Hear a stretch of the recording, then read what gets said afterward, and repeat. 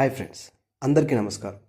ఈరోజు వీడియో 2029 ఎన్నికలే లక్ష్యంగా వైసీపీ అధినేత జగన్మోహన్ రెడ్డి వ్యూహాలు మార్చుతున్నారా? ఒకవైపు ఢిల్లీలో బీజేపీ అగ్రనేతలతో భేటీకి ప్రయత్నాలు, మరోవైపు ఏపీలో యువత విద్యార్థుల కోసం పోరాటానికి సిద్ధమవుతున్నారు. అసలు జగన్ కొత్త ప్లాన్ ఏంటి?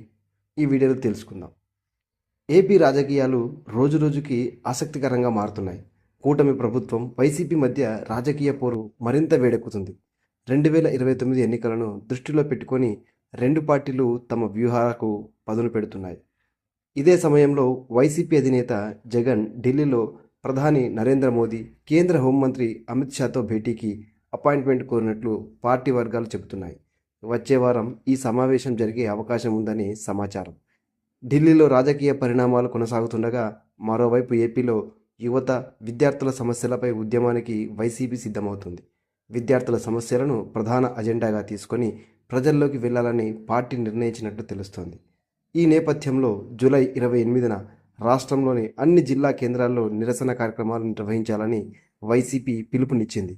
యువత విద్యార్థి విభాగాల ఆధ్వర్యంలో ఈ కార్యక్రమాలు జరగనున్నట్లు పార్టీ ప్రకటించింది.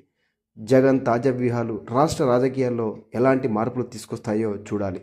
ఈ అంశంపై మీ అభిప్రాయాన్ని కామెంట్ చేయండి. ఇలాంటి తాజా రాజకీయ అప్డేట్స్ కోసం వెంటనే మన ఛానల్ను ఫాలో అవ్వండి, సబ్స్క్రైబ్ చేసుకోండి. Thank you for watching.